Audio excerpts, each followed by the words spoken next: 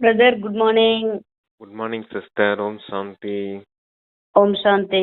சந்தோஷமா இருக்கீங்களா? மகிழ்ச்சியா இருக்கேன் சிஸ்டர். Very good.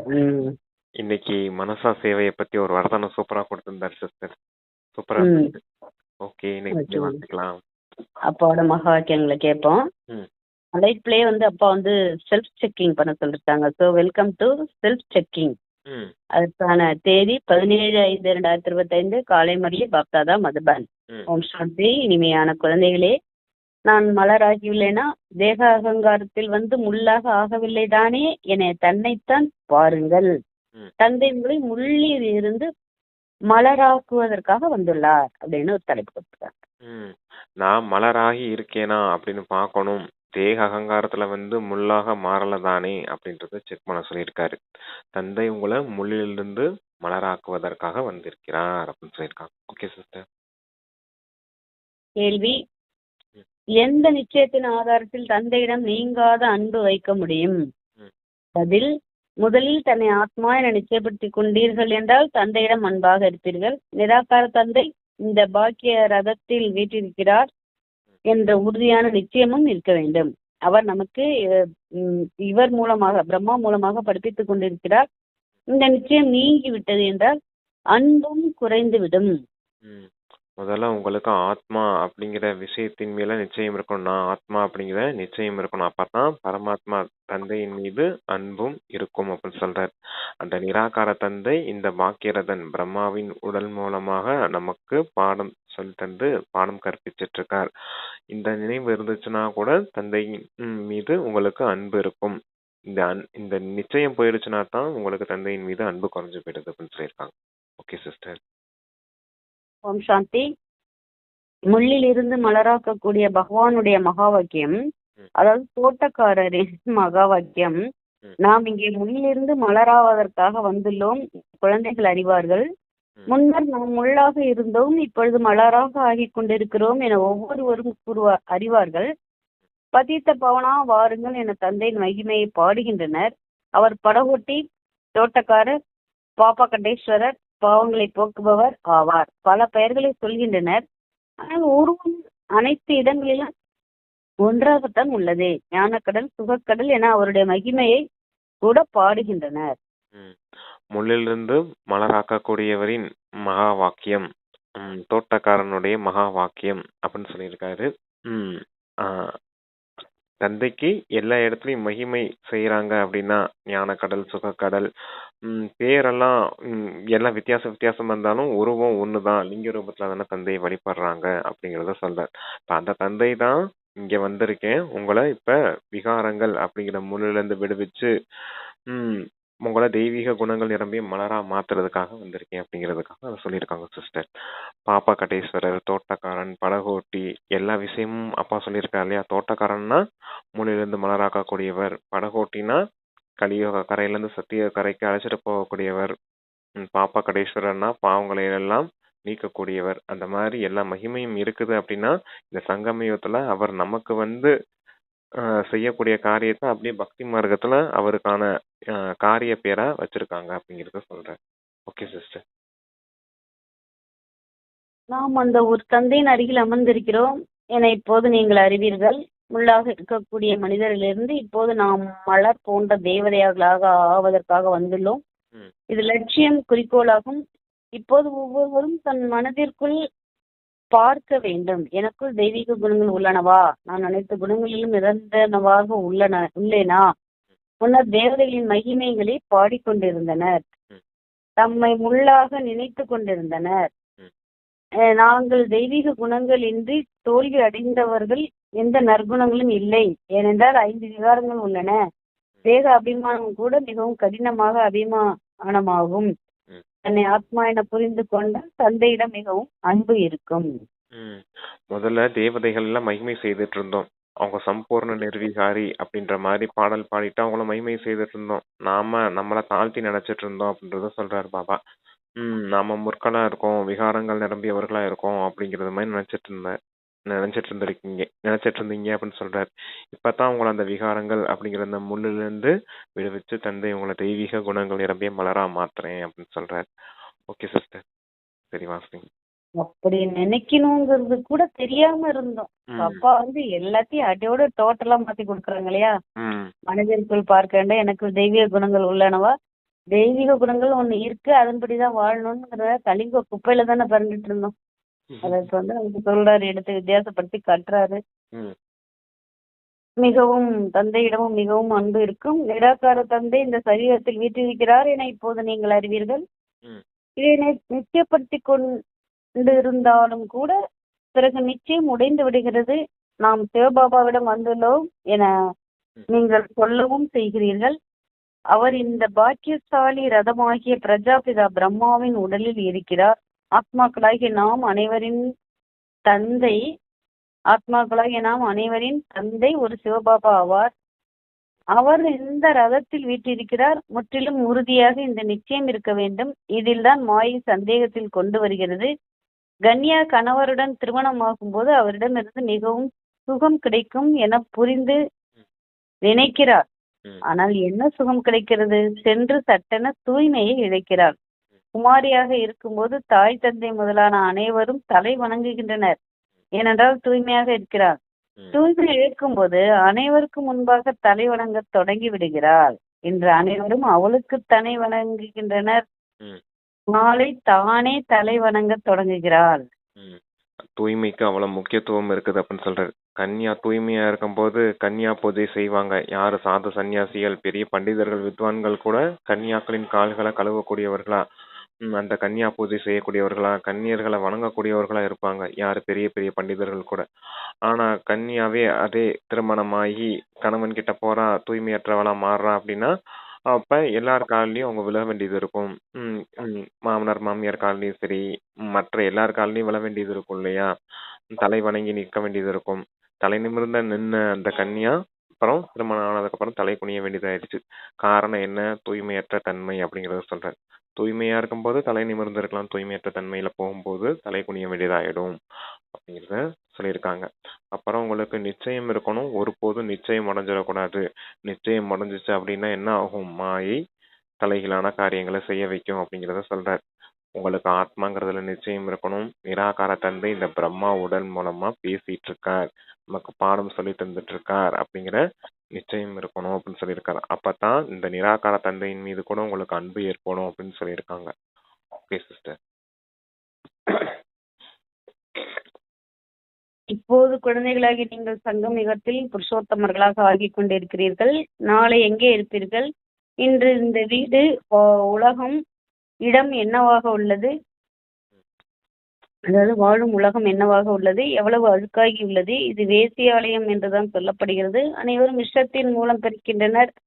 நீங்கள் தான் சிவாலயத்தில் இருந்தீர்கள். இன்றிலிருந்து 5000 வருடங்களுக்கு முன்பு மிகவும் சுகம் மிக்கவர்களாக இருந்தீர்கள். துக்கத்தின் பெயர் அடையாளம் இருக்கவில்லை. இப்போது மீண்டும் இப்படி ஆவதற்காக வந்துள்ளீர்கள். மனிதர்களுக்கு சிவாலயத்தை பற்றி தெரியவே தெரியாது. சொர்க்கம் சிவாலயம் என்று சொல்லப்படுகிறது. சொர்க்கம் சிவாலயம், இது வேசியாலயம் அப்படின்னு சொல்றாரு. ஏன்னா சொர்க்கத்துல சிவாலயம் போது தூய்மையா இருந்தீங்க, எந்த விகாரங்களின் அழுக்கு எதுவுமே இல்லை, அதனாலதான் சிவாலயம்னு சொல்றாங்க. இதை வேசியாலயம்னு சொல்றாங்க. ஏன்னா இங்க விகாரக்கடல், விஷக்கடலா போயிடுச்சு. விகாரங்கள்ல விழுந்து விழுந்து மொத்தமா அப்படி விஷம் நிறைஞ்ச விஷய வைத்தரணி அப்படின்னு சொல்லுவார் இல்லையா, அந்த மாதிரி ஆயிடுச்சு. அதனாலதான் அதை டிஃபரன்ஷியேட் பண்ணி சொல்றாங்க. சரிவா? சிவபாபா சொர்க்கத்தின் ஸ்தாபனை செய்கின்றார். பாபா என அனைவருமே சொல்கின்றனர். ஆனால் தந்தை எங்கே என கேட்டால் சர்வ வியாபி எங்கும் நிறைந்தவர் என சொல்லிவிடுகின்றனர். நாய், பூனை, மீன், ஆமையில் இருப்பதாக சொல்லிவிடுகின்றனர். எனும்போது எவ்வளவு வித்தியாசம் ஏற்பட்டு விட்டது. நீங்கள் புருஷோத்தமர்களாக இருந்தீர்கள், பிறகு 84 பிறவிகள் எடுத்து எடுத்து நீங்கள் என்னவாக ஆகியுள்ளீர்கள் என தந்தை கேட்கிறார். சிவபாபாவை சர்வ வியாபி அப்படின்னு சொல்றாங்க அப்படின்னா முதல்ல பாபான்னு சொல்றாங்க, அப்புறமேல சர்வ வியாபின்னு சொல்றாங்க அப்படின்றது சொல்றாரு. நாய், பூனை, அந்த பன்னி, அந்த அவதாரம், மீன், மற்ற அவதாரம் எல்லாம் எடுத்தாங்க அப்படின்னு சொல்றாங்க இல்லையா, எல்லாம் கிருஷ்ணர் எடுத்தது மாதிரி சொல்றாங்க. இருந்தாலும் இறைவன் சர்வ வியாபி அப்படிங்கறது மாதிரி சொல்லிட்டாங்க இல்லையா, அப்படிங்கிறதுக்காக சொல்றாங்க. அதான் மொத்தமா சர்வ வியாபின்னு சொல்லி தந்தை நிந்தனை செய்துட்டாங்க அப்படிங்கறத சொல்றாங்க. ஓகே சிஸ்டர், பாருங்க, நீங்க 84 பிறவிகள் எடுத்தீங்க. முதல்ல நீங்க தான் புருஷோத்தமர்களா இருந்தீங்க. 21 பிறவி புருஷோத்தமர்களா இருந்தீங்க. அப்புறம் கொஞ்சம் கொஞ்சமா ஆத்மா சத்துவ ரஜோ தமோ நிலை இறங்கி இப்ப கீழான நிலையை அடைய வேண்டியதாயிடுச்சு. அதனாலதான் இப்ப சர்வவியாபின்னு சொல்லிட்டு இருந்தீங்க. துவாபர யுகத்துல கூட நிராகார பக்தி, தூய்மையான பக்தி, ஒரு தந்தையை மட்டும் நினைவு செய்யக்கூடிய பக்தி செய்துட்டு இருந்தீங்க. அந்த பக்தியும் கூட இப்ப கீழானதா போயிடுச்சு சர்வவியாபின்னு சொல்லிட்டீங்க அப்படிங்கறத சொல்றேன். Okay sister. சொல்றாங்க, ம். ஆகையால் அனைவரும் பாடுகின்றனர், ஓ பதீத்த பாவனா வாருங்கள், இப்போது தந்தை பாவனமாக்குவதற்காக வந்துள்ளார். இது இறுதி பிறவி, விஷத்தை அருந்துவதை விடுங்கள் என்று சொல்கிறார். ஆனாலும் புரிந்து கொள்வதில்லை. தூய்மை அடையுங்கள் என அனைத்து ஆத்மாக்களின் தந்தை இப்போது கூறுகிறார். அனைவரும் பாபா என சொல்லவும் செய்கின்றனர். முதலில் ஆத்மாவுக்கு அந்த பாபா நினைவுக்கு வருகிறார். பிறகு இந்த பாபா நிராகாரத்தில் அந்த பாபா, பிறகு இந்த பாபா பிரம்ம பாபா, நிராகாரத்தில் அந்த பாபா, பிறகு சாகாரத்தில் இந்த பாபா பரமாத்மா வந்து இந்த தூய்மையற்ற ஆத்மாக்களுக்கு புரிய வைக்கிறார். நீங்களும் கூட முதலில் விசித்திரமாக சரீரமற்றவர்களாக இருந்தீர்கள், தந்தையிடம் இருந்தீர்கள், பிறகு இங்கே நடிப்பதற்காக வந்தீர்கள். இந்த சக்கரத்தை நல்ல விதமாக புரிந்து கொள்ளுங்கள். ஈஸியான விஷயம் இதுதான் அப்படின்னு சொல்றாரு. ஆத்மலோகத்துல இருக்கும்போது வெறும் ஆத்மாவா தான் இருந்தீங்க, ஒளிப்புள்ளியா தான் இருந்தீங்க. நீங்க இந்த சக்கரத்துல இந்த டிராமால நாடகத்துல நடிக்க வரும்போதுதான் உங்களுக்கு சரீரம் கிடைக்குது அப்படின்னு சொல்றாரு. அப்ப அந்த ஆத்மா வேற சரீரம் வேற அப்படின்னு தனித்தனியா பிரிச்சு பாருங்க அப்படிங்கறத சொல்றாரு. நீங்க செய்த விகர்மங்கள் எல்லாமே கணக்கெல்லாம் ஆத்மால தான் பதிவாயிருக்குது. அதனாலதான் தந்தை நினைவு செய்து அந்த ஆத்மால இருக்கக்கூடிய விகர்மங்களின் கணக்கெல்லாம் முடிங்க அப்படின்னு சொல்றாரு. சரீரத்துக்கு எந்த பிரச்சனையும் கிடையாது அப்படிங்கிறது மாதிரி சொல்றாரு. ஏன்னா சரீரம் அழியக்கூடியது, ஆத்மா தான் அழிவற்றது அப்படிங்கிறதுக்காக அதை சொல்றாங்க. Okay sister. சொல்றாங்க, இப்போது நாம் சத்திய உலகிற்கு செல்பவர்கள், நாம் சொர்க்கத்திற்கு செல்வோம் என்று நீங்கள் ஆசைப்படுகிறீர்கள் அல்லவா? கிருஷ்ணர் போல குழந்தை கிடைக்க வேண்டும் என நீங்கள் சொல்லிக் கொண்டும் இருந்தீர்கள். இப்பொழுது நான் உங்களை அது போல ஆக்குவதற்காக வந்துள்ளேன். அங்கே குழந்தைகள் கிருஷ்ணர் போலத்தான் இருப்பார்கள், சதோ பிரதானமான மலர்கள் அல்லவா? இப்போது நீங்கள் கிருஷ்ணபுரிக்கு செல்கிறீர்கள், நீங்கள் சொர்க்கத்தின் எஜமான் ஆகிறீர்கள். நான் மலராக ஆகியுள்ளேனா என இப்போது தன்னையே கேளுங்கள். எங்காவது தேகாபிமானத்தில் வந்து முள்ளாக ஆவதில்லைதானே? மனிதர்கள் தன்னை ஆத்மா என புரிந்து கொள்வதற்கு பதிலாக தேகமாக நினைத்துக் கொள்கின்றனர். அதான் மனிதர்கள் தங்களை ஆத்மான்னு புரிஞ்சுக்கிறதுக்கு பதிலாக தேகம்னு புரிஞ்சுக்கிட்டாங்க அப்படிங்கிறத சொல்றாரு. ஓகேவா? கிருஷ்ணர் பத்திலாம் சொன்னாரே, கிருஷ்ணர். அந்த கிருஷ்ணர் அதான் என்ன சொன்னாரு கிருஷ்ணருக்கு? மறுபடியும் வாசிக்கிறேன். சொர்க்கத்திற்கு செல்வோம் என நீங்கள் ஆசைப்படுகிறீர்கள் அல்லவா? கிருஷ்ணர் போல குழந்தை கிடைக்க வேண்டும் என சொல்லிக் கொண்டும் இருந்தீர்கள். இப்ப உங்களை அது போல ஆக்குவதற்காக வந்துள்ளேன். கிருஷ்ண மாதிரி குழந்தை வேணுங்கிறீங்க, உங்களையே அந்த மாதிரி நான் ஆக்க வந்திருக்கேன் அப்படின்னு சொல்ல சமிக்கை கொடுக்கிறாரு. அங்கே குழந்தைகள் கிருஷ்ணர்கள் போலத்தான் இருப்பார்கள், சதோ பிரதான மலர்கள் அல்லவா? இப்போது நீங்கள் கிருஷ்ணபுரிக்கு செல்கிறீர்கள், நீங்கள் சொர்க்கத்தின் எஜமான் ஆகிறீர்கள். நான் மலராக ஆகியுள்ளேனா என்று தன்னை தானே கேளுங்கள். கிருஷ்ணர் வந்து சத்துவ பிரதானமான ஆத்மா. அதே போலதான் குழந்தைகள் அங்க ஜென்மம் எடுக்கிறாங்க அப்படின்னா எல்லாரும் சத்துவ பிரதானமா தானே இருப்பாங்க. அப்ப அங்க சத்துவ பிரதானமா இருக்காங்கன்னா மலரா இருக்காங்க, உண்மையிலேயே மலரா இருக்காங்க. இப்ப அவங்கள போல நான் இங்கேயே மாறினாத்தானா ஆத்மா சம்ஸ்காரத்தை எடுத்துட்டு அங்க போக முடியும். அப்ப அது போல நானும் இங்க தெய்வீக குணங்கள் நிரம்பிய மலரா ஆயிருக்கேனா அப்படின்னு பார்த்துக்கோங்க அப்படின்னு சொல்லியிருக்காங்க. சரிங்க சிஸ்டர். சொல்றாங்க, மனிதர்கள் தம்மை ஆத்மா என புரிந்து கொள்வதற்கு பதிலாக தேகமாக நினைத்துக் கொள்கின்றனர். ஆத்மாவை மறந்ததால் தந்தையையும் கூட மறந்து விட்டனர். தந்தையை தந்தை மூலம் தெரிந்து கொள்வதனால்தான் ஆஸ்தி கிடைக்கிறது. எல்லைக்கு அப்பாற்பட்ட தந்தையிடமிருந்து ஆஸ்தி அனைவருக்குமே கிடைக்கிறது. ஆஸ்தி கிடைக்காதவர் என ஒருவர் கூட இருக்க போவதில்லை. தந்தை தான் வந்து அனைவரையும் தூய்மையாக்குகிறார், நிர்வாண தாமத்திற்கு அழைத்து செல்கிறார். ஜோதியுடன் ஜோதியாக ஐக்கியமாகி விட்டார், பிரம்மத்தில் கலந்து விட்டார் என அவர்கள் சொல்லி விடுகின்றனர். கொஞ்சமும் ஞானம் இல்லை. நாம் யாரிடம் வந்துள்ளோம் என நீங்கள் அறிவீர்கள். இது மனிதர்களின் சத்தங்கம் அல்ல. ஆத்மாக்கள் பரமாத்மாவிடமிருந்து பிரிந்திருந்தனர்.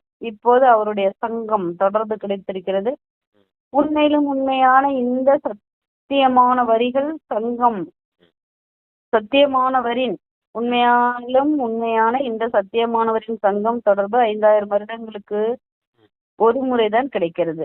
சத்திய திரேதாயுகத்தில் சத்சங்கம் கிடைப்பதில்லை. மற்றபடி பக்தி மார்க்கத்தில் எண்ணிலடங்கா சத்தங்கள் இருக்கின்றன. இப்போது உண்மையில் சத்தியமானவர் ஒரு தந்தை தான். அவருடைய தொடர்பில் அமர்ந்திருக்கிறீர்கள். நான் இறைமானவன், பகவான் எனக்கு பாடம் படிப்பிக்கிறார் என்ற இந்த நினைவு இருந்தாலும் கூட, ஆஹா எனது சௌபாக்கியம். ம். ஆஸ்தி சங்கம் அப்படின்னு ரெண்டு இது சொல்லியிருக்காரு. தூய் எல்லாரும் ஆத்மாக்களுக்கு ஒருத்தருக்கு கூட ஆஸ்தி கிடைக்காம போக போறதில்ல. எல்லாருக்குமே ஆஸ்தி கிடைக்க தான் போகுது அப்படின்னு சொல்றாரு. முக்திக்கு போறவங்களும் முக்தியின் ஆஸ்தி கிடைக்குது, ஜீவன் முக்திக்கு போறவங்களும் ஜீவன் முக்தியின் ஆஸ்தி கிடைக்குது.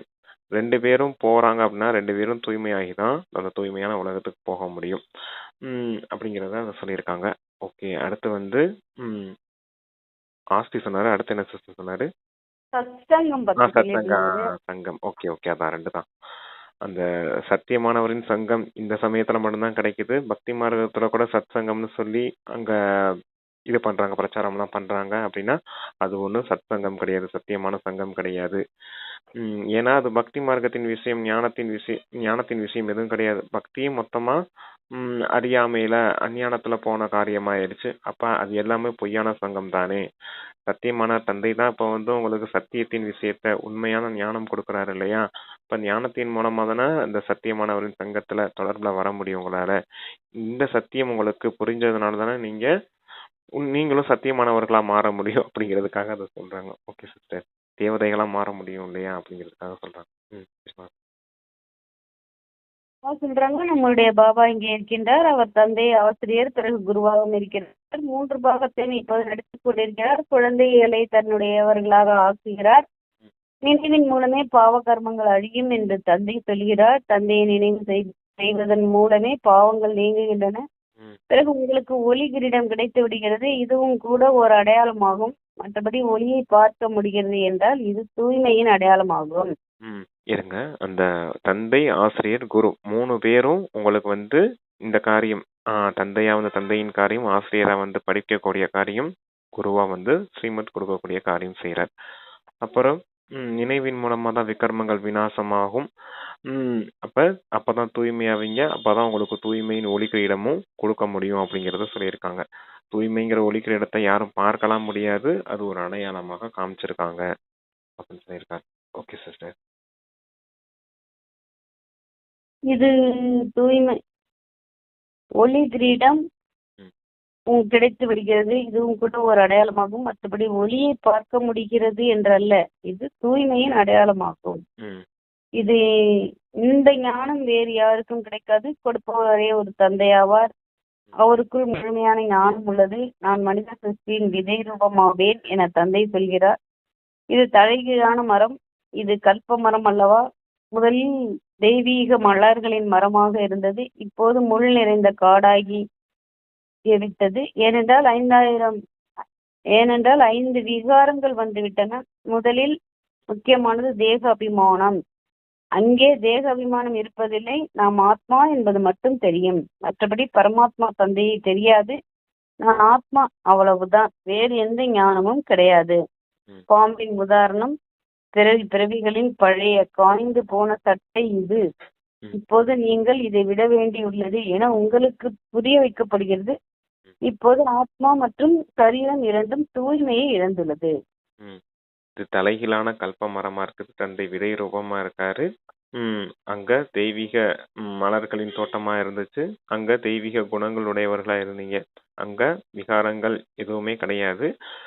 ஏன் அப்படி இருந்துச்சு அப்படின்னா, ஆத்மா அப்படிங்கிற அந்த உணர்வுல இருந்தீங்க. அந்த ஆத்மா அப்படிங்கிற அந்த விஷயம் மட்டுமே உங்களுக்கு தெரிஞ்சிருந்தது அப்படிங்கறத சொல்றாரு. அடுத்து இங்க தேக அபிமானத்துல வாரீங்க. தேகத்தை நான் புரிஞ்சுக்கிறீங்க. அதனால விகாரங்களுக்கு வசமாகறீங்க. அதனாலதான் இப்படி இது முள்காடா மாறி போயிடுச்சு. அது மலர் தோட்டமா இருந்ததுக்கும் இது முள்காடா மாறினதுக்கும் காரணம் என்ன? விகாரங்கள் தான் அப்படிங்கறத சொல்றாரு. விகாரங்கள் ஏன் வந்துச்சு அப்படின்னா கூட அங்க ஆத்மான்னு புரிஞ்சிருந்தாங்க. அதனால விகாரங்கள் இல்லை, இங்க தேகம்னு புரிஞ்சுக்கிட்டாங்க. அதனாலதான் விகாரங்கள் வந்துருச்சு. அதனால நன்மை அடைய வேண்டியதா போயிடுச்சு அப்படின்னு சொல்லியிருக்காரு. அடுத்து என்ன சிஸ்டர் சொன்னாரு? பாம்பின் உதாரணம் சொன்னாரு. ஆமா, அந்த பாம்பினுடைய உதாரணம், எப்படி பாம்பு தன்னுடைய சட்டையை கழட்டி போட்டுட்டு போயிடுது இல்லையா? பழைய சட்டையை கழட்டிட்டு புது எடுத்துட்டு போயிடுது இல்லையா? அதே போல ஆத்மா இந்த பழைய சரீரத்தை விட்டுட்டு வெளியேறணும். அந்த பயிற்சி செய்யுங்க அப்படின்னு சொல்றார். அசரீரி ஆவதற்கான பயிற்சி செய்யுங்க. இந்த சரீரம் நீங்க கிடையாது. அது உங்களுடைய விஷயம் கிடையாது. நீங்க 84 பிறவிகளை 84 சரீரம் எடுக்கக்கூடியவர்களா இருக்கீங்க அப்படிங்கிறதையும் புரிஞ்சுக்கோங்க அப்படின்னு இருக்கார். Okay sister. அப்படிங்கிற ஆத்ம ஞானம் சத்தியுகத்துல இருக்கும், அவ்வளவுதான். ஆனா தந்தையை பத்தி எல்லாம் தெரியாது. நான் ஆத்மா இப்போது இந்த பழைய சட்டையை கழிச்சிட்டு புது சட்டை எடுக்கணும், புது சரீரம் எடுக்கணும் அப்படிங்கறத மட்டும் உணர்ந்திருப்பாங்க அப்படிங்கிறது உங்களுக்கு சொல்லியிருக்காரு. அந்த அபிமானம் அப்படிங்கிறது என்னன்னா ஈர்ப்பு, கவர்ச்சி, அந்த தேகத்தின் மீது கொண்ட ஒரு ஈர்ப்பு, அந்த கவர்ச்சி, அதுதான் மிகப்பெரிய விகாரம் அப்படிங்கறத சொல்றாரு. 5 விகாரங்கள் இருக்குது. 5 விகாரங்களை ஜெயிச்சிட்டோம்னு நினைக்காதீங்க. இந்த தேக அபிமானம்னு ஒண்ணு இருக்குது. இந்த தேகத்தின் மீது கொண்ட ஒரு ஈர்ப்பு, கவர்ச்சி உங்களுக்கு இருக்குது. அதுதான் 5 விகாரங்களுக்கும் ஆதாரமா இருக்குது. முதல்ல அதை விடணும் அப்படின்னு சொல்லுவார். ஓகே சிஸ்டர், சரியா? ம். தூய்மை இழந்துள்ளன. இப்போது ஆத்மா சரீரம் இரண்டும் தூய்மை இழந்துள்ளது. ஆத்மா தூய்மை அடைந்து விட்டது என்றால் இந்த சரீரம் விடுபட்டு விடும்.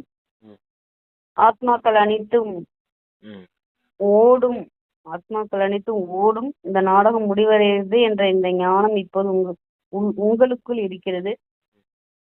ஆத்மாக்கள் அனைத்தும் ஓடும். அதுக்கு முன்னாடி வட வாசிங்க. ஆத்மா, அதாவது இப்போது ஆத்மா மற்றும் சரீரம் தூய்மை இழந்துள்ளது. ஆத்மா தூய்மை அடைந்து விட்டது என்றால் இந்த சரீரம் விடுபட்டு விடும். ஆத்மாக்கள் அனைத்தும் ஓடும். தூய்மை ஆயிடுச்சுன்னா ஓடிடும் இல்லையா வெளியே அப்படிங்கிறதுக்காக சொல்றேன். ஏன்னா இது பழைய சரீரம். பழைய சரீரத்துல தூய்மையற்ற சரீரத்துல தூய்மையான ஆத்மா இருக்கணும்னு அவசியம் இல்லை இல்லையா? அதனால ஓடிடும் அப்படிங்கறத சொல்றேன். ஓடும். இந்த நாடகம் முடிவடைகிறது என்ற ஞானம் இப்போது உங்களுக்குள் இருக்கிறது. இப்போது நாம் தந்தையிடம் செல்ல வேண்டும். ஆகையால் வீட்டை நினைவு செய்ய வேண்டும். சரீரத்தை விட்டுவிட வேண்டும். சரீரம் அழிந்து விட்டது என்றால் உலகம் முடிந்து விட்டது. பிறகு புதிய வீட்டிற்கு செல்வீர்கள். அப்போது புதிய சம்பந்தங்கள் இருக்கும். எனினும் அவர்கள் பிறகு இங்கேயேதான் மறுபிறவிகள் எடுப்பார்கள். நீங்கள் மலர்களின் உலகத்தில் மறுபிறவி எடுக்க வேண்டும். தேவதைகள் தூய்மையானவர்கள் என அழைக்கப்படுகின்றனர். அதான் பழைய சரீரம் உங்களுக்கு முடிஞ்சிச்சுனாலே புது உலகத்துக்கு போயிடுவீங்க அப்படின்னு சொல்றாரு. இந்த பழைய சரீரம் முடிஞ்சிச்சுனாலே பழைய உலகம் முடிஞ்சிச்சு அப்படிங்கறத சொல்றாரு. சரீரம் போயிடுச்சுனாலே பிறவி கணக்கு முடிஞ்சிருச்சு இல்லையா? இப்ப பிராமணர்களா இருக்கீங்க, நாளைக்கு தேவதைகளா மாறிடுவீங்க இல்லையா அப்படிங்கறதையும் சொல்றாரு. இங்க விகாரங்களின் காடா இருக்குது, முள்காடா இருக்குது. நாளைக்கு தெய்வீக குணங்கள் நிரம்பிய அந்த மலர்தோட்டத்துக்கு போயிடுவீங்க. அங்க போய் ஜென்மம் எடுக்க போறோம்ன்ற குசியில போகணும் அப்படிங்கறத சொல்லியிருக்காங்க. Okay sister. தேவதைகள் தூய்மையானவர்கள் என அழைக்கப்படுகின்றனர். நாம் தான் மலர்களாக இருந்தோம், பிறகு முள்ளாக ஆகினோம். மீண்டும் மலர்களின் உலகத்திற்கு செல்ல வேண்டும் என நீங்கள் அறிவீர்கள். முன்னாம் செல்ல செல்ல உங்களுக்கு காட்சிகள் நிறைய தெரியும். இது விளையாட்டு. மீரா தியானத்தில் விளையாடி கொண்டிருந்தார்.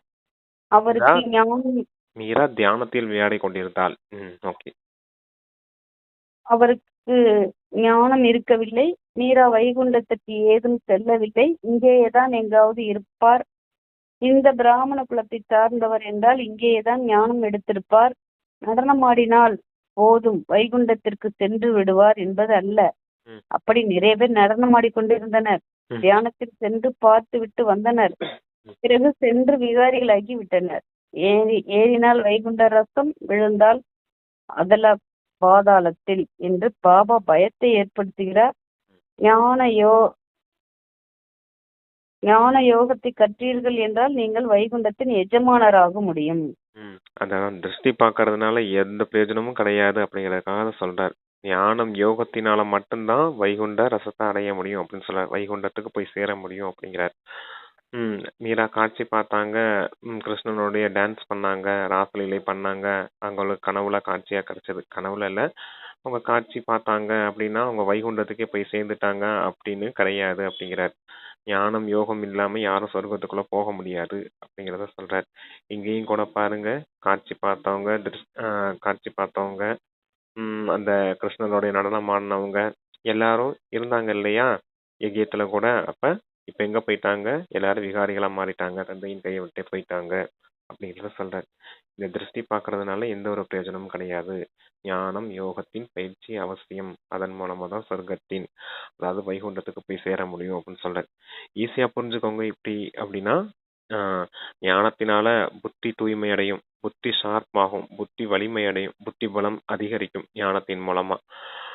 யோகத்தின் மூலமா தான் மனதின் பலம் அதிகரிக்கும். மனதிற்கு சக்தி கிடைக்கும். தந்தை கொடுக்கக்கூடிய சக்தி மனதிற்கு தான் கிடைக்கும். அதனால தான் ஆத்மான்னு உணருங்க அப்படின்னு சொல்லுவார். உணர்வு ஏற்படக்கூடிய இடம் மனம். அதனால தான் ஆத்ம உணர்வு மனதில் இருக்கணும் அப்படிங்கிறது விஷயத்த ஞாபகம் வச்சுக்கோங்க. ஞானம் புத்திக்கு, யோகம் மனசுக்கு, ரெண்டும் பலம் அடைஞ்சாதான் சம்ஸ்காரமும் தயாராகும். அதான் ஞானம் யோகம் இல்லாம வைகுண்டத்துக்கு போக முடியாது அப்படின்னு பாபா சொல்றார். Yes, sister. எங்க போயிட்டாங்க, அவங்க எங்கேயும் போல, இங்கதான் மறுபிறவி எடுத்து எடுத்து எடுத்து இங்கதான் இருக்கிறாங்க, இங்கே இருக்காங்க அப்படின்னு சொல்லி சொல்றாரு. ம்.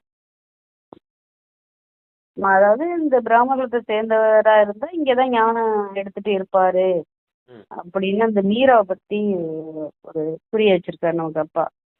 இல்ல பிரதர் அப்பா ஞானம் எடுத்து எனக்கு சிஸ்டர் புரியல. பிராமண குலத்தை சேர்ந்தவங்களா இருந்தா அந்த மீரா ஞானம் எடுத்துட்டு இங்கேதான் உங்க கூட தான் இருப்பா, அந்த மீராவோட ஆத்மா இங்கதான் இருக்கும் அப்படின்னு சொல்லி சொல்றாரு. அப்படியே சொல்லியிருக்காரு இல்ல.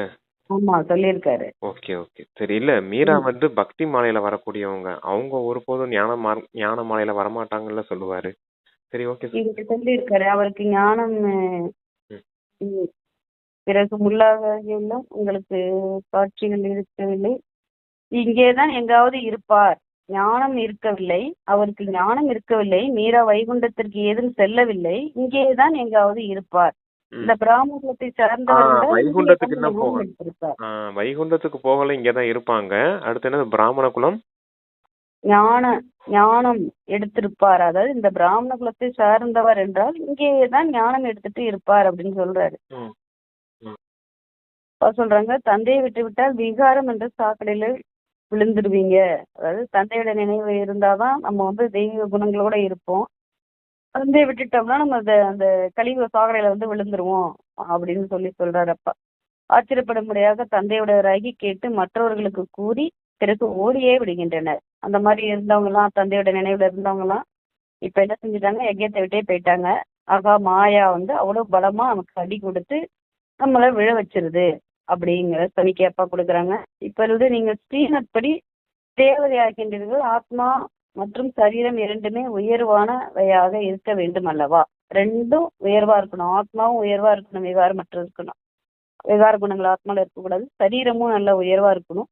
அதனால ஸ்ரீமத் படி நடக்கணும் அப்படின்னு சொல்லி அப்பா சொல்றாங்க. நீங்கள் தேவதைகள் விகாரத்தின் மூலம் பிறவி எடுப்பது இல்லை. விகாரத்துல வந்து தேவதைகள் வந்து பிறவி எடுக்கிறது வந்து யோக பலத்துல எடுக்கிறாங்க, விகாரத்துல எடுக்கிறது இல்லை. அதனால நீர்விகாரி உலகமாக அங்க இருக்கு அப்படின்னு சொல்லி சொல்றாங்க அப்பா. நீர்விகாரி உலகமாக சத்தியகம் திரையகத்துல இருக்கு அப்படின்னு சொல்றாரு. அங்கே 5 விகாரங்கள் இருப்பதில்லை. சிவபாபா சொர்க்கத்தை உருவாக்கி இருந்தார், இப்போது நரகமாக உள்ளது. இப்போது நீங்கள் மீண்டும் சொர்க்கவாசி ஆவதற்காக வந்துள்ளீர்கள். நல்ல விதமாக படிப்பவர்கள் தான் சொர்க்கத்திற்கு செல்வார்கள். என்ன சொல்றாங்க, இப்போது நரகமா இருக்கு, நீங்க அதனால சொர்க்கவாசி ஆவதற்காக இங்க வந்து படிச்சுட்டு இருக்கீங்க. அதனால நல்ல விதமா படிச்சு நல்ல விதமா சொர்க்கத்துல போய் நல்ல பதவி எடுக்கிறதுக்கு முயற்சி செய்யுங்க அப்படின்னு சொல்லி அப்பா சனிக்கை கொடுக்குறாங்க. நீங்கள் மீண்டும் சொல்லுங்க பிரதர். ஓகே ஒன்றும் இல்லை வாசிங்க சிஸ்டர். ஆஃப் ஆயிடுச்சு. நீங்கள் மீண்டும் படிக்கிறீர்கள், கல்பம் தோறும் படித்தபடி இருப்பீர்கள். இந்த சக்கரம் சுற்றியபடி இருக்கும். இது உருவாக்கப்பட்ட நாடகம். இதிலிருந்து யாரும் விடுபட முடியாது. இந்த சக்கரத்திலிருந்து யாரும் வெளில வர முடியாது. ஏன்னா சக்கரம் சுத்திட்டே இருக்கும், அது என்லெஸ். சக்கரத்துக்கு ஆரம்பம் இருக்காது, முடிவும் இருக்காது. அதனால நீங்க பிறப்பீங்க, இறப்பு, அந்த சக்கரத்துல வந்துட்டே தான் இருப்பீங்க. 84 பிறவி எடுப்பீங்க.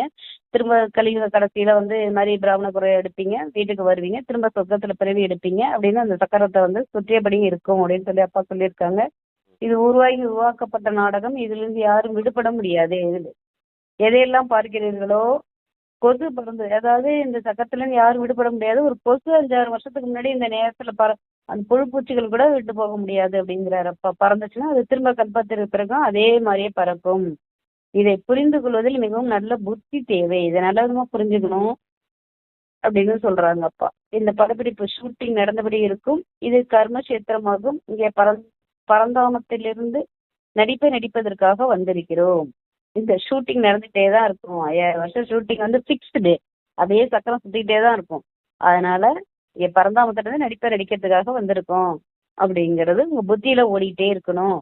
இந்த சரீரம் இப்ப எடுத்திருக்கிறதே நம்ம வந்து புருஷார்த்தம் பண்ணி இந்த உயர்ந்த விகர்மங்கள்லாம் விநாசம் பண்ணணும். சொர்க்கத்துல இறங்குறதுக்கு தெய்வீக குணங்களை தாரணம் பண்ணணும். அதுக்கு தந்தைகளையும் பயன்படுத்தி தனி யோக பலத்தை பயன்படுத்திக்கணும் அப்படின்னு சொல்லி அப்பா சொல்றாங்க. இப்போது இந்த படிப்பில் சிலர் மிகவும் புத்திசாலிகளாகி விடுகின்றனர். சிலர் இப்போதுதான் படித்துக் கொண்டிருக்கின்றனர். சிலர் படித்து படித்து பழையவர்களையும் விட கூர்மையாக ஆகிவிடுகின்றனர். ஞானக்கடல் அனைவருக்கும் கல்வி கற்று தந்து கொண்டே இருக்கிறார். இந்த படிப்புல சில பேர் படிச்சு படிச்சு நல்ல புத்திசாலியாகவும் இருக்கிறாங்க. சிலர் இப்போதான் படிச்சுட்டு வர்றதுக்கு புது குழந்தைங்களும் வந்திருக்கிறாங்க. அதனால அப்பா வந்து திரும்ப இந்த உறுதியில வந்து சிலர் சொன்னதே திரும்ப திரும்ப சொல்றாங்க அப்படின்னு வந்து நம்ம நினைக்க கூடாது. திரும்ப திரும்ப நம்ம படிச்சு, ஏன்னா புதுசா வர்ற குழந்தைங்களுக்கும் 40-50 வருஷமா ஞான யஜ்யத்துல இருக்கவங்களுக்கும் ஒரே முரளி தான். அதனால சிலர் படித்து படித்து பழையவர்களை விட கூர்மையாக ஆகிவிடுகின்றனர் அப்படின்னு அப்பா நமக்கு சொல்றாங்க. ஞானக்கடல் அனைவருக்கும் கல்வி கற்று தந்து கொண்டே இருக்கிறார். தந்தை உடையவராகிவிட்டால் பிறகு உலகின் ஆஸ்தி உங்களுடையதுதான். தூய்மையற்று இருக்கும் உங்கள் ஆத்மாவை கண்டிப்பாக தூய்மையாக்க வேண்டும். அதற்காக சகஜமான புத்தி எல்லைக்கு அப்பாற்பட்ட தந்தையை நினைவு செய்து கொண்டே இருந்தால் நீங்கள் தூய்மையாகி விடுவீர்கள். என்ன சொல்றாரு அப்பா இங்க? கற்று தந்து கொண்டிருக்காரு. இப்ப வந்து ஞானக்கடல் எல்லாருக்குமே கல்வி கற்றுக் கொடுத்து ராஜயோகத்தை கற்றுக் கொடுத்துட்டு இருக்கிறாரு. அதனால தந்தையுடையவராக ஆகிட்டோம்னா உலகத்தின் ஆஸ்தி உங்களுடையது. எல்லாருமே உலகத்தின் அதாவது தந்தைகிட்ட இருந்து எல்லாருமே ஆஸ்தி எடுத்த பிறகுதான் அந்த உலகம் வந்து முடியும். பிறகு உலகின் ஆஸ்தி உங்களுடையது. தூய்மையற்று இருக்கும் உங்கள் ஆத்மா கண்டிப்பா இப்ப தூய்மையா ஆகணும் அப்படின்னு சொல்லி அப்பா சொல்றாங்க. இதுக்கு சகஜமான புத்தி எல்லைக்கு அப்பாற்பட்ட தந்தையை நினைவு செய்து கொண்டே இருக்க வேண்டும். சகஜமான நினைவு இருக்கணும் அப்படின்னு சொல்லியிருக்காரு. குழந்தைகளாகிய உங்களுக்கு இந்த பழைய உலகின் மீது வைராக்கியம் வர வேண்டும். வைராக்கியம்னா பழைய உலகம் இப்போ வந்து முடிய போகுது. அப்போ வந்து சொர்க்கத்தை ஸ்தாபனை பண்ணிட்டு இருக்காங்க. நம்மளுக்கு வந்து இந்த சமிக்கையை கொடுத்துட்டு இருக்கிறாங்க. ராஜயோகம் கற்பிச்சுட்டு இருக்காங்க. அதனால இந்த உலகத்தை விட்டு நம்ம கிளம்புறதுக்கு நம்ம விகர்மங்களை விநாசம் பண்ணணும் அப்படின்னு அப்பா வந்து நமக்கு வைராக்கியம் வரணும்னு சொல்லியிருக்காங்க. மற்றபடி முக்திதாமும் ஜீவன் முக்திதாமும் உள்ளன. மேலும் நாம் ஒருவரை தவிர வேறு யாரையும் நினைவு செய்ய மாட்டோம். அதிகாலையில் எழுந்து நான் அசரீரியாக வந்தேன், அசரீரியாக செல்ல வேண்டும் என்ற பயிற்சி செய்ய வேண்டும். அதிகாலையில யாருடைய ஞாபகம் வரக்கூடாது.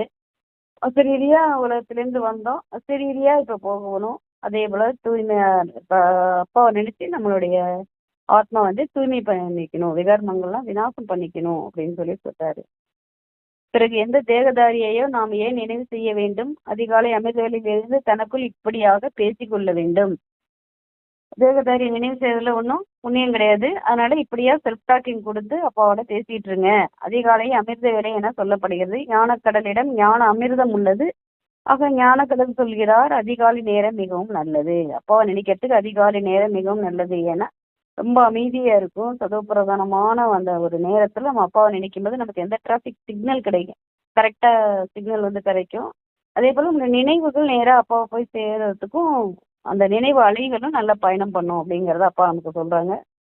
அதிகாலை இருந்து மிகவும் அன்புடன் தந்தையை நினைவு செய்யுங்கள். பாபா, நீங்கள் 5000 வருடத்துக்கு பிறகு கிடைத்திருக்கிறீர்கள்.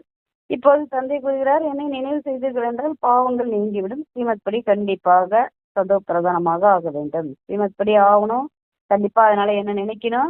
5000 வருஷத்துக்கு பிறகு ஆத்மாவுக்குள்ள வந்து குழந்தைங்களெல்லாம் தேடி அப்பா வந்திருக்கிறாரு.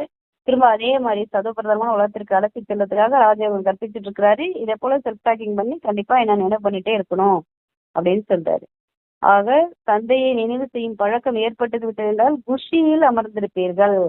அந்த மாதிரி அப்பாவை நினைவு செய்யற பழக்கமே டெய்லி உங்களுக்கு சதா அதாவது இயல்பா வந்துருச்சுன்னா நமக்கு எப்பவும் குஷி இருந்துகிட்டே இருக்கும் அப்படின்னு சொல்றாரு. சரீரத்தின் கவர்ச்சி நீங்கியபடி செல்லும். பிறகு தேகத்தின் உணர்வு இருக்காது. மிகவும் குஷியாக இருக்கும். நீங்கள் தூய்மையாக இருந்தபோது குஷியில் இருந்தீர்கள். உங்கள் புத்தியில் இந்த ஞானம் முழுமையாக இருக்க வேண்டும். தூய்மையா இருக்கப்ப எப்படி இருந்தோம்? பிஃபோர் மேரேஜ் எப்படி இருந்தோம்? நல்லா அந்த பிரம்மச்சரிய காலத்துல அந்த 13-15 வயசு வரைக்கும் எப்படி இருந்தா குஷியா இருந்தோம் இல்லைங்களா? அதை அப்ப தூய்மையா இருந்த போது குஷியா இருந்தீங்கிறது இங்கேயும் நம்ம எடுத்துக்கலாம். சொர்க்கத்திலேயும் சத்தியத்திரேதாயுகத்திலையும் தூய்மையா இருந்தப்ப வெறும் குஷியா இருந்தோம் அப்படிங்கிறதையும் நம்ம எடுத்துக்கலாம். அப்பா இப்ப சொல்றாங்க, உங்கள் புத்தியில் இந்த ஞானம் முழுமையாக இருக்க வேண்டும். முதலில் வருபவர்கள் கண்டிப்பாக 84 பிறவிகள் எடுப்பார்கள். அதாவது முதலில் வருபவர்கள்னா ஃபர்ஸ்ட் இறங்குறாங்க. அந்த சத்தியவம்சத்துல இறங்குறவங்கள 84 பிறவிகள் எடுப்பாங்க. பிறகு சந்திர வம்சத்தினர் குறைவாக, இஸ்லாமியர்கள் இன்னும் குறைவாக பிறவிகள் எடுப்பார்கள். அப்புறம் சந்திர வம்சம், இஸ்லாமியர்கள் இப்படி வரிசை கிரமமும் வந்துட்டே இருப்பாங்க. அந்த மரம் வளர்ச்சி ஏற்பட்டுட்டே இருக்கும். அவங்களுக்குலாம் பிறவி கொஞ்சம் கொஞ்சம் கம்மியாயிட்டே இருக்கும் அப்படின்னு சொல்லி அப்பா ஒரு சமிக்கை கொடுக்குறாங்க. முக்கியமானது தேவதா தர்மம். பிறகு அதிலிருந்து 3 தர்மங்கள் உருவாகின்றன. தேவதா தர்மம் தான் முக்கியமானது. அதிலிருந்து 3 கிளைகள் வெளிப்படுகிறது. அது என்னென்ன கிளைகள் அப்படின்னு பார்த்தீங்கன்னா, வெளிப்படுகிறது. 2 கிளைகள் வெளிப்படுகிறது. இப்போது நீங்கள் நாடகத்தை பற்றி அறிந்திருக்கிறீர்கள். இந்த நாடகம் தேன் போல மெதுவாக சுற்றியபடி இருக்கிறது. தேன் சுத்துறதெல்லாம் எப்ப பார்த்தாருன்னு தெரியல. இந்த நாடகம் தேன் போல மெதுவாக சுற்றியபடி இருக்கிறது. ஒவ்வொரு வினாடியாக டிக் டிக் டிக் டிக்னு நடந்துட்டு தான் இருக்கு. இப்ப நம்ம பேசணும் இல்லையா, அந்த நிமிஷம் முடிஞ்சு போச்சு இல்லையா, இனி அந்த நிமிஷம் வரப்போகுது. அதே போல அந்த நாடகம் மெதுவா போயிட்டு தான் இருக்கு. நீங்க வந்து கொஞ்சம் டிக் டிக் டிக்னு போயிட்டு இருக்குங்கிறத வந்து நம்மளும் வந்து மனசுல வந்து நினைவு பண்ணிட்டே இருக்கணும் அப்படின்னு அப்பா சொல்றாங்க. ஆகையால் ஒரு வினாடியில் ஜீவன் முக்தி என பாடப்படுகிறது. ஒரு வினாடியில் ஜீவன் முக்தி. நமக்கு அந்த நிச்சய புத்தி வந்துருச்சுன்னா அந்த செகண்டே நம்ம வந்து ஜீவன் முக்திக்கான முயற்சிகளை இறங்கிடுவோம். ஆத்மாதான் தந்தையை நினைவு செய்கிறது. பாபா, நாங்கள் உங்கள் குழந்தைகள், நீங்கள் சொர்க்கத்திற்கு செல்ல வேண்டும், நாங்கள் சொர்க்கத்திற்கு செல்ல வேண்டும், பிறகு நரகத்தில் ஏன் இருக்கிறோம்? தந்தை சொர்க்கத்தை ஸ்தாபனை செய்யக்கூடியவர், பிறகு ஏன் நரகத்தில் இருக்கிறோம்? நீங்கள் சொர்க்கத்தில் இருந்தீர்கள், 84 பிறகு எடுத்து எடுத்து அனைத்தையும் மறந்து விட்டீர்கள் என தந்தை வருகிறார். அதாவது இப்ப நம்ம ஒரு ஒரு ஜென்மம் எடுத்துட்டோம்னாலே நமக்கு அது போன ஜென்மத்தோட ஞாபகம் இருக்கிறது இல்லையா? அது போல 84 பிறவி எடுத்து நீங்க வந்து இந்த ஜென்மம் 84 பிறவிகள் எடுத்து எடுத்து எடுத்து நீங்க பழசெல்லாம் மறந்துட்டீங்க, ஆத்மாங்கிறத மறந்துட்டீங்க, உங்க தந்தையை மறந்துட்டீங்க, வீட்டை மறந்துட்டீங்க. அது எல்லாத்தையும் இப்போ நான் உங்களுக்கு வந்து புரிய வச்சிட்டு இருக்கேன் அப்படின்னு அப்பா சொல்றாங்க. பிறகு இப்போது என் வழிப்படி நடந்து செல்லுங்கள் பிரதர், நடந்து செல்லுங்கள். தந்தையின் நினைவின் மூலமே பாவ கர்மங்கள் அழியும். தந்தையை நினைச்சுட்டே இருந்தோம்னா மூலமா தான் பாவ கர்மங்களை நம்ம விகர்மம் விநாசம் பண்ண முடியும். நம்ம ஆத்மால இருக்க பாவ கர்மங்கள் குறைவதற்கு ஒரே ஒரு வழி அப்பாவுடைய யோக பலம். இல்லைன்னா நம்ம வந்து என்ன செய்யணும்னா நோய்வாய்ப்பட்டும் அந்த பாவ கர்மங்களை குறைக்கலாம். அப்பாவனுடைய நினைவு யோக பலத்தினாலே அந்த பாவங்களை குறைக்கலாம். அதனால பாவ கர்மங்களை அழியறதுக்கு தந்தையை நினைவு செய்யுங்க அப்படின்னு சொல்லி அப்பா சொல்றாங்க. ஏனெனில் ஆத்மாவில் தான் கரைப்படுகிறது. சரீரம் ஆத்மாவின் ஆபரணமாகும். ஆத்மா தூய்மையாக இருக்கும்போது சரீரமும் தூய்மையாக இருக்கும். அப்பா நினைச்சு நினைச்சு நினைச்சு எப்ப ஆத்மா தூய்மையா இருக்கோ அப்ப சரீரமும் நம்ம தூய்மையாயிடும் அப்படின்னு சொல்றாங்க. நாம் சொர்க்கத்தில் இருந்தோம் என அறிந்துள்ளீர்கள். இப்போது மீண்டும் தந்தை வந்துள்ளார் எனும் போது தந்தையிடமிருந்து முழுமையாக ஆஸ்தி எடுக்க வேண்டும் அல்லவா? நாம் சொர்க்கத்துலதான் இருந்து வந்திருக்கோம். 84 பிறவி எடுத்து இப்ப வந்து சமூக பிரதானமாய் கலியுக கடைசியில வந்திருக்கோம். சங்கமிகத்துக்கு வந்திருக்கோம். இப்போது தந்தை வந்து நம்மளுக்கு வந்து இது சங்கமிகம், நீங்களும் ஆத்மாக்கள் 84 பிறவி எடுத்து இப்ப வந்திருக்கிறீங்க. இப்ப மறுபடி சொர்க்கம் வரப்போகுது. அதுக்குரிய நீங்க உங்களுடைய ஆத்மால இருக்க விகர்மங்கள்லாம் என்ன நினைச்சு நினைச்சு நீங்க வந்து விகர்மங்கள்லாம் விநாசம் பண்ணுங்க, தந்தையிடமிருந்து ஆஸ்தி எடுங்க அப்படின்னு சொல்லி அப்பா நமக்கு சமிக்கை கொடுக்குறாங்க. 5 விகாரங்களை விட வேண்டும், தேக அபிமானத்தை விட வேண்டும், வேலை மற்றும் காரியங்களை செய்தபடி தந்தையை நினைவு செய்தபடி இருங்கள். ஆத்மா என பிரியதர்ஷினி அரை கல்பமாக நினைவு செய்து வந்தது. ஆத்மா வந்து அப்பா என்ன சொல்றாங்கன்னா முக்கியமான நமக்கு இருக்கக்கூடியது வந்து தேக அபிமானம் தான். விகர்மம் முக்கியமான விகாரமே தேக அபிமானம். தேகம்னு தெரிஞ்சுட்டனாலதான் நமக்கு வந்து விகர்மங்கள் வந்து கூடிக்கிட்டே போகுது. இந்த தேக அபிமானத்தை விட்டுட்டு ஆத்மா அபிமானி ஆத்மா அப்படின்னு நினைச்சோம்னா நம்ம அந்த ஆத்மாக்குள்ள இருக்க தெய்வீக குணங்களை தாரணை பண்ண முடியும் நம்மளால அப்படின்னு அப்பா சொல்றாங்க. எனது பிரியதர்ஷனை அரை கல்பமாக நினைவு செய்து வந்தது. இப்போது அந்த பிரியதர்ஷன் வந்து விட்டார். காமத்திதில் அமர்ந்து நீங்கள் கருப்பாகி விட்டீர்கள் என்று சொல்கிறார். இப்போது நாம் அழகாக ஆவதற்காக வந்துள்ளோம். அதற்கான அக்னியாக இந்த யோகம் உள்ளது. ஞானத்தை சிதை என சொல்வது இல்லை. அதாவது யோகத்தின் சிதையாகும். ஞானத்தை சிதை என்று சொல்வது இல்லை, யோகத்தின் சிதையாகும். நினைவின் சிதையின் மீது அமர்வதன் மூலம் பாவ கர்மங்கள் அழியும்.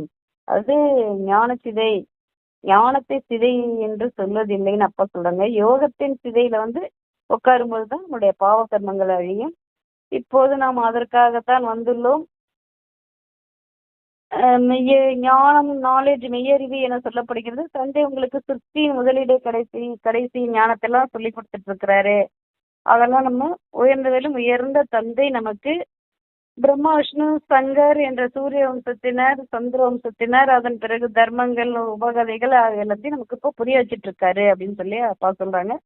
மரம் எவ்வளவு பெரியதாக ஆகிவிடுகிறது. அதாவது சின்ன மரம் எவ்வளவு பெருசா இப்ப எல்லாரும் ஜென்மம் எடுத்து எடுத்து எடுத்து அந்த மரம் வந்து இப்ப ரொம்ப பெருசா ஆயிப்போச்சு. இப்போது அந்த மரத்தின் வேர் இல்ல. அந்த மரத்தோட வேர் இல்ல. ஆலமரம் எப்படி வேரே இல்லாம அதோட விழுத வச்சுட்டு ஓடிட்டு இருக்கவோ, அதே போல ஆலமரத்தின் உதாரணம் கொடுக்கப்படுகிறது. அதே போல இந்த தேவி தேவதா தர்மம் இப்ப இல்ல.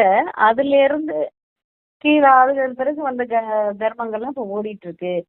கீழானவர்கள் கர்மத்தில் கீழானவராக ஆகிவிட்டனர். இப்போது குழந்தைகளாகி நீங்கள் உயர்வானவர்களாக ஆவதற்காக உயர்வான கர்மம் செய்யணும். இப்போது நம்ம உயர்வான கர்மங்களை செய்யணும் அப்படின்னு சொல்லி அப்பா சொல்றாங்க. நமது பார்வையே முதல்ல தூய்மையா இருக்கணும். பார்வை, உள் திருஷ்டி, விருத்தி திருஷ்டி எல்லாமே தூய்மையா இருக்கணும் அப்படின்னு சொல்லி அப்பா சொல்றாங்க. நீங்கள் இப்போதைக்கு கீழான கர்மம் செய்யக்கூடாது. கெட்ட பார்வையை பார்க்கக்கூடாது. தன்னை பாருங்கள். நாம் லட்சுமி மனம் முடிக்க தயாரா தகுதி வாய்ந்த இருக்கோமா, அல்லது தன்னை ஆத்மா என புரிந்து கொண்டு தந்தையை நினைவு செய்கிறோமா? லட்சுமி மனம் முடிக்கிற அளவுக்கு நம்மள்ட்ட குணங்கள் இருக்கா? தந்தையை நினைவு செய்கிறோமா? நினைவு செஞ்சு விகாரங்கள்லாம் விநாசம் பண்றோமா அப்படின்னு தினந்தோறும் கணக்கை பார்த்துக்கிட்டே இருக்க சொல்றாங்க. முழு நாளில் தேகாபிமானத்தில் வந்து எந்த பாவ கர்மமும் செய்யவில்லை தானே அப்படின்னு செல்ஃப் செக்கிங் பண்ணிக்கிட்டே இருக்க சொல்றாங்க. இல்லாவிட்டால் 100 மடங்கு ஆகிவிடும் தண்டனை நமக்கு. மாயை சாட்டு வைப்பதற்கு கூட விடாது. 2-3 நாட்கள் எழுதிவிட்டு பிறகு விட்டு விடுகின்றன. தந்தைக்கு சிந்தனை இருக்கும் அல்லவா, இரக்கம் ஏற்படுகிறது. இரக்கம் ஏற்படுகிறதுன்னு அப்பா சொன்னாலே அந்த இடத்துல வந்து நம்ம சுதாரிக்கணும். இரக்கம் ஏற்படுகிறது, கருணை ஏற்படுகிறது, தந்தைக்கு சிரிப்பு வருகிறது, இதெல்லாம் சொன்னாலே நம்ம அந்த இடத்துல தப்பு பண்ணுறோம் அப்படிங்கறத வந்து நம்ம நினைச்சுக்கணும். அப்பா இங்க சொல்றாங்க இரக்கம் ஏற்படுகிறது. எந்த மாதிரி குழந்தைங்கள 2-3 நாள் எழுதிட்டு பிறகு விட்டுறாங்க, சாட் எழுதுறத விட்டுறாங்க அப்படிங்கும் போது அப்ப தந்தைக்கு இரக்கம் ஏற்படுதுன்னா அப்ப நம்ம அங்க வந்து தப்பு செய்யறோம் அப்படிங்கறத நம்ம நினைச்சுக்கணும். அவர்களின் பாவங்கள் நீங்கும் அல்லவா, நினைவு செய்தால்தான் தன் பாவங்கள் நீங்கும். இதற்கு முயற்சி தேவை. தனக்கு நஷ்டத்தை ஏற்படுத்திக்கொள்ள கூடாது. ஓம் சாந்தி. நமக்கு வந்து நஷ்டத்தை ஏற்படுத்திக்க கூடாது. நம்ம தந்தையை நினைச்சு நினைச்சு விதர்மங்களை நாசம் பண்ணணும்னு அப்பா சொல்றாங்க. இனிமேலும் பிரதர் வாசிங்க. இனிமேலும் இனிமையான கவனமுள் போய் கண்டெடுக்கப்பட்ட செல்ல குழந்தைகளுக்கு தாயின் தந்தையுமான பாப்தாதாவின் அன்பு நினைவுகள் மற்றும் காலை வணக்கம். ஆன்மீக குழந்தைகளுக்கு ஆன்மீக தந்தையின் நமஸ்காரம். ஆன்மீக தந்தைக்கு ஆன்மீக குழந்தைகளின் நமஸ்தே நமஸ்தே. தாரணிக்கு ஃபர்ஸ்ட் பாயிண்ட், அதிகாலை அமிர்த வேலையில இருந்து தந்தையிடம் இனிமே நல்லா பேசணும். அசரீரி ஆவதற்கான பயிற்சி தான் செய்யணும். அதுலதான் ரொம்ப கவனம் கொடுக்கணும். தந்தை நினைவு தவிர வேற எந்த நினைவுமே வரவே கூடாது அப்படின்னு ஸ்ட்ரிக்டா இன்னைக்கு அப்பா ஃபர்ஸ்ட் பாயிண்ட்ல சொல்லி இருக்கிறாங்க. செகண்ட் பாயிண்ட், அதிகாலையில தந்தை நினைவு செய்யணும், அசரீரி ஆவதற்கான பயிற்சி செய்யணும், 2 சொல்லியிருக்காங்க. Okay sister. திருஷ்டியை மிகவும் சுத்தமா வச்சுக்கணும், தூய்மையாக்க வேண்டும். தெய்வீக மலர்களின் தோட்டம் தயாராகி கொண்டிருக்கிறது அப்படிங்கிற நிலையில வச்சுட்டு செல்ஃப் செக்கிங் பண்ணிட்டே இருக்கணும். முழு முயற்சியும் செஞ்சுக்கிட்டே இருக்கணும். ஒரு பக்கம் முயற்சி இருக்கணும், ஒரு பக்கம் செக்கிங் இருக்கணும். இதை வந்து அப்பா வந்து நமக்கு வலியுறுத்தி தாரணைக்கு கொடுத்துருக்குறாங்க. Okay sister, super. வரதானம் கொடுக்குறாங்க. சக்திசாலியான மனநிலையின் மூலம் மனதின் சேவைக்கான சான்றிதழ் பெறக்கூடிய சுய பயிற்சியாளர், தன்னைத்தானே பயிற்றுவிப்பவர் ஆகுக. தலைப்புல வந்து செல்ஃப் செக்கிங் கொடுத்தாரு. இப்ப செல்ஃப் ட்ரைனிங் கொடுக்குறாரு. செல்ஃப் ட்ரைனர் இருக்கணும் அப்படின்னு சொல்லியிருக்காரு. உலகத்திற்கு லைட் மற்றும் மைட், ஒளி மற்றும் சக்தியை கொடுப்பதற்காக அமிர்தவேலை நினைவில் சுயத்தின் பயிற்சி தன்னை பயிற்றுவிப்பவராக உலகத்திற்கு லைட் மற்றும் மைட், ஒளி சக்தியை கொடுப்பதற்காக அமிர்த வேலை நினைவில் சுயத்தின் பயிற்சியின் மூலம் சக்திசாலியான வாயு மண்டலத்தை உருவாக்குங்கள். அப்பொழுதுதான் மனதின் தேவைக்கான சான்றிதழ் பெற முடியும். கடைசி நேரத்தில் மனதின் மூலம்தான் பார்வையின் மூலம் திருப்தி ஏற்படுத்தக்கூடிய தனது உள்ளுணர்வின் மூலம் மற்றவர்களின் உள்ளுணர்வை மாற்றுவதற்கான சேவை செய்ய வேண்டும். உள்ளுணர்வுனால மற்றவங்க உள்ளுணர்வை மாற்றக்கூடிய சேவை செய்யற அளவுக்கு நம்ம தயாராகணும் அப்படின்னு சொல்றாங்க. தன் சிரேஷ்ட நினைவின் மூலம் அனைவரையும் சக்திசாலியாக மாற்ற வேண்டும். எப்பொழுது அப்படிப்பட்ட லைட் மைட் தருவதற்கு பயிற்சி செய்யும் பொழுதுதான் தடையற்ற வாயுமண்டலம் உருவாகும். மேலும் இந்த கோட்டையும் உறுதியாகிவிடும். ஒளி மற்றும் சக்தி, எப்படி சூரியன் கிட்ட லைட் எனர்ஜி இருக்குது, ஹீட் எனர்ஜி இருக்குது இல்லையா, அது போல நீங்களும் மாஸ்டர் ஞான சூரியனா இருந்து ஒளி மற்றும் சக்தியை கொடுக்கக்கூடியவர்களா இருக்கணும். உங்க மனதின் மூலம் சக்திசாலியான வாயு மண்டலத்தை உருவாக்கக்கூடியவர்களா இருக்கணும் அப்படின்னு சொல்லியிருக்காங்க. நீங்க கடைசி நேரத்தில் எப்படிப்பட்ட சேவை செய்யணும், மனசா சேவை செய்யணும் அப்படின்னா, மனதுல நல்ல எண்ணங்கள் இருக்கணும், ஆசீர்வாதம் கொடுக்கக்கூடிய அந்த சுப பாவனை இருக்கணும், பார்வையின் மூலமா மற்றவர்களை திருப்திப்படுத்தக்கூடியவர்களா இருக்கணும், உங்களுடைய உள்ளுணர்வு மூலமா மற்றவர்களுடைய உள்ளுணர்வுகளை மாற்றவர்களா இருக்கணும். அடுத்து உள்ளுணர்வுக்கு அடுத்து என்ன சிஸ்டர் சொன்னார்? பார்வை, உள்ளுணர்வு, நினைவு. உங்களுடைய நினைவின் சக்தியின் மூலமா மற்றவர்களையும் சக்திசாலி ஆக்கக்கூடிய சேவை செய்யணும். எல்லாத்துக்குமே ஆதாரம் எங்க இருக்குது அப்படின்னா அந்த நினைவுல இருக்குது அப்படின்னு சொல்றார். ஒளி மற்றும் சக்தி நிரம்பியவரா இருக்கணும். அதுக்கு நீங்க மாஸ்டர் ஞானசூரியனா இருக்கணும். இப்படி மற்றவர்களுக்கு அந்த லைட் மற்றும் மைட் கொடுக்குறீங்க. ஒளி மற்றும் சக்தியை கொடுக்கும்போது அந்த வாயுமண்டலம் நல்லதா தடையற்றதா மாறிடும். அவங்க கோட்டையும் உறுதியானதா ஆயிடும் அப்படிங்கறத சொல்றாங்க. Okay sister. அப்பா ஸ்லோகன் சொல்றாங்க, ம். மனம் சொல் செயல். ம்.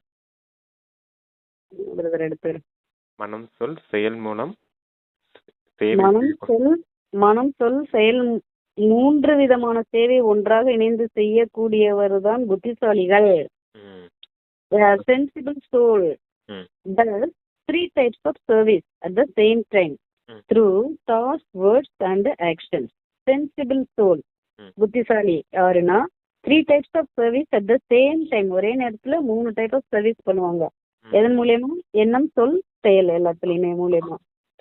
எண்ணத்தாலையும் சேவை செய்யணும், அதாவது மனதின் மூலமாவும் சேவை செய்யணும், மனசா சேவையும் செய்யணும், வார்த்தைகள் மூலமா வார்த்தா சேவையும் செய்யணும், கைகள் மூலமா கர்மனா சேவையும் செய்யணும் அப்படிங்கறத சொல்லியிருக்காங்க. 3 விதமான சேவை ஒரே நேரத்துல யார் செய்வாங்களோ அவங்கதான் புத்திசாலிகள். எப்படி பிரியமாய் சேவை செய்ய முடியும் அப்படின்னா சுயராஜ்ய அதிகாரி அப்படிங்கறத பிராக்டிஸ் பண்ணும்போது எந்த நேரத்துல எது தேவைப்படுமோ டக்கு டக்கு டக்குன்னு சேவை செய்யறதுக்கான பயிற்சி வேணும் அப்படிங்கறத சொல்றாரு. அதுக்கு மிகவும் முக்கியமானது அந்த சுயராஜ்ய அதிகாரிங்கிற பிராக்டிஸ் தான். ஓகே சிஸ்டர், சரி வாசிங்க. அவேக்க சமிக்கை கொடுக்குறாங்க. ம்.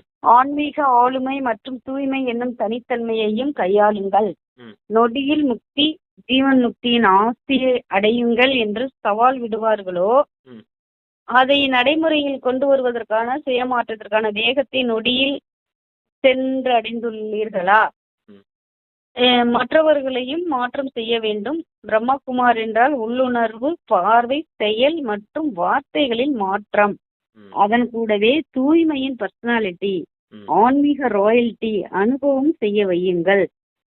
வைத்ததுமே சந்தித்ததுமே இந்த பர்சனாலிட்டியின் வசம் ஈர்க்கப்பட வேண்டும்.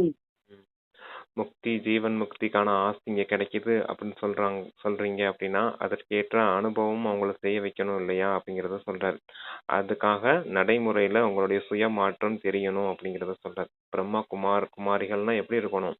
பார்வை, உள்ளுணர்வு, வார்த்தை, நடத்தை, அதான் சொல், கர்மா அப்படின்னு சொல்லியிருந்தாரு. இந்த 4 விஷயத்திலயுமே மாற்றம் இருக்கணும். இந்த சுய மாற்றம் இருக்கும் போதுதான் உலக மாற்றம் ஏற்படும் அப்படின்னு சொல்லியிருக்காங்க.